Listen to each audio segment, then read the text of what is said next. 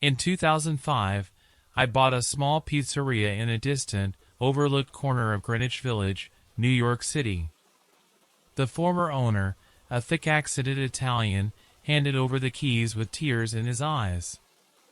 He'd been running Joey's Pizzeria since the early 60s, serving up pure bliss rolled up in mozzarella and marinara sauce. It just didn't pull in the money anymore. With a heavy heart and lighter pockets, I took over. I dubbed it the Twilight Pizzeria. The first couple of years were tough. I changed up the menu, did a bit of remodeling, performed local community outreaches, and gradually the business started to pick up. Nothing flashy, but enough to keep my landlord and my bank happy. Then, the phone calls began. Now, I need to clarify, these were not your typical, put more cheese on the pie complaints. No, these were different, unsettling even. The first call came on a stormy night. The voice on the other end asked for pizza half spinach and half pineapple, a strange combination, but I was not one to judge. The address given, however, didn't exist. I checked and double-checked, but nothing turned up. I brushed it off as a drunk or mischievous teenager and hung up. A week later, another call. Another combination, beef and candy pecans. Odd, but still, within the realm of pizza weirdness. Again, an address leading to nowhere. This started repeating. Every week, the orders grew stranger, the address is non-existent. I came to believe my business had somehow ended up on a prank call list, until one night, the call was from a soft feminine voice. She ordered a normal pizza margherita and gave a familiar address. It was half a mile from the pizzeria. I baked the pizza and hopped into my old Chevy, driving through the haunting fog that had swept into the streets. The building was deserted, or appeared so, with no lights emanating from the windows. An eerie feeling washed over me, but I reminded myself it's just another delivery. As I approached the door and was about to knock, it creaked open on its own. I thought it was the wind, but the stillness of the night told another story. I stepped in announcing my arrival, but no response came. That's when I noticed the ringing phone on a dusty table. Curiosity got the better of me, and I picked it up. My blood turned cold. It was my own number flashing on the caller ID. Suddenly, the room was flooded with gruesome photos of my customers, my staff, and even me, each picture capturing moments of our lives we thought were private. The order receipts were nailed to the wall next to each corresponding photo, chronologically arranged with unnerving precision. Creaks echoed from the upper floor, footsteps growing louder and closer. I rushed back, cramped with fear, abandoning the pizza on the table. As I reached the safety of my car, an ominous voice whispered from the house, repeating my name in a chilling lullaby, growing faint as I distanced myself from the spectral scene, but it remains etched in my mind. Back at the pizzeria, I shared this bizarre encounter with the local authorities, who swooped down on the location, their flashing red and blue lights cutting through the foggy silence. But they found nothing. No pictures, no caller ID, no eerie phone, and no person. Just an old abandoned building that had been that way for half a decade. Soon after, the strange calls and non-existent addresses stopped. Relieved, I hoped it all had been a nightmarish prank, but I couldn't shake off the chilling memories. I adopted a strict policy of checking each customer's address against a verified database and holding each order until it was confirmed. However, the impact of the experience was too much for my old heart to bear. The thrill of running a pizzeria faded, replaced by gnawing paranoia. I sold the Twilight Pizzeria 2 years later. The nightmare faded gradually, but even today, whenever the phone rings late at night, a chilling shiver runs down my spine, and I can't escape the dread that I will again hear a voice from the past, ordering a pizza for an address I can't find. It was around 2002, early in my career as a pizza delivery driver. It wasn't an enticing job, but it paid the bills. I recall a night that still haunts me to this very day. I was stationed in Newark, New Jersey.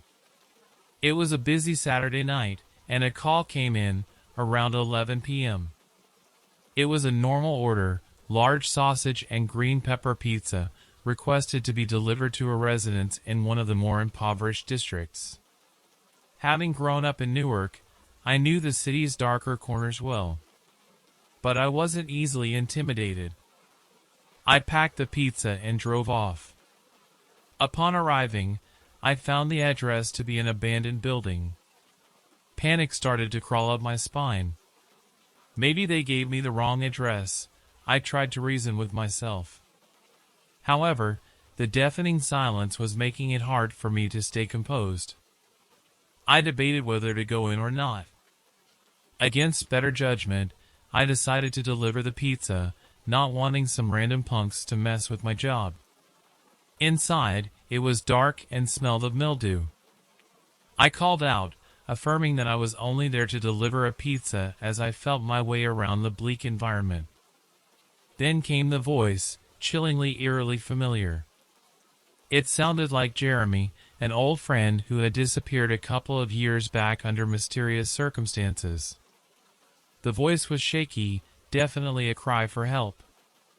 Before I could reach where the sound originated, a group of masked men erupted from the shadows, gripping me firmly. Fear gripped me, but I struggled, managing to free myself and bolt to the exit. With an adrenaline-fueled sprint, I escaped, driving recklessly back to the pizzeria. Shaken, I called the police reporting when it happened. They combed the building but found no signs of anyone being there despite the half-eaten pizza, the only validation for my terrifying ordeal. Later, it was discovered that the building was being used as a drug trafficking hub and the police suspected my encounter to be a setup or to use my delivery as a cover-up. The scariest part was receiving a call 3 days later, but it remained eerily silent when I answered. The number on the caller display was the same one that had ordered the pizza that night. I requested my boss to change my shifts. I now only work during the daytime, but I still get anonymous calls from that number. Never a voice on the other end, just silence that sends a cold shiver reminding me of that terror-filled night. The Newark Police Department are still trying to trace the calls, but so far, no luck. I still remember that cold, icy night vividly like it was yesterday despite it happening more than a decade ago. I had been working late into the night at my pizza place, Angelo's Pizzeria, as I often did. My shop, situated in the eerie outskirts of town, was the only one still serving at that hour. That's when a phone call shattered the mundane silence of the night. A husky voice echoed on the other end of the line. He ordered a large pepperoni pizza, requesting it to be delivered to a desolate farmhouse at 13 Paradox Lane, an address I'd never heard of in more than 15 years of running my pizzeria. Driven by curiosity and my business ethic, I made the pizza, packing it into the car and typing the odd address into my navigational system. As I drove into the night, the surroundings started to look less familiar, even though I thought I knew every nook and cranny of this town. The darkness of the night seemed to grow denser, the trees bending over the deserted road as though whispering morose riddles. When I finally arrived, I was greeted by an ominous farmhouse that stood solitary amidst the desolate landscape. The dilapidated structure, bathed under the moonlight, sent a shiver down my spine. After a few minutes of mental debate, I decided to proceed with the delivery. I knocked on the door gently, hoping that no one would answer.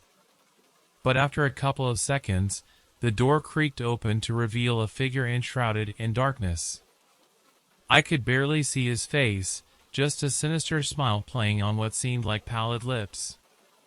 I handed him the pizza and waited for payment. It was set on the counter behind him, he said. I stepped inside without a second thought.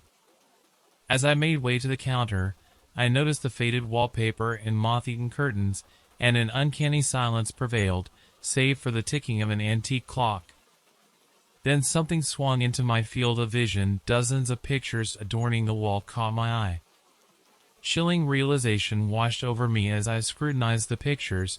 The smiling faces were my former customers, ones who'd ordered late-night deliveries, but were never seen or heard from again.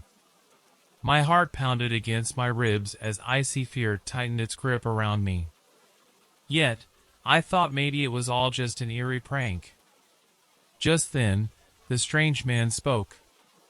His voice, colder than the wind outside, shattered my hopes. He invited me to sit down and enjoy a slice of pizza with him. A typical friendly gesture, but something about the way he said it made my blood run cold. As my survival instincts kicked in, I bolted out of the farmhouse, leaving the pizza box on the counter. I heard echoing laughter as I sprinted towards my car, almost tripping in the dark. The drive back was a blur of terror and adrenaline. When I returned to my pizza shop, I immediately called the police, and they promised to investigate the issue. I kept the shop closed for a few days, and when I finally had the strength to reopen, I decided no more late-night deliveries. The police never found anything substantial. The house at 13 Paradox Lane was indeed there, but deserted, no signs of recent inhabitants. No photographs, no sinister man, nothing. As though it was all a dreadful dream, a figment of my imagination. But every once in a while, I wake up in a cold sweat, dreaming of that haunting smile, that bone-chilling voice, and the pictures on the wall.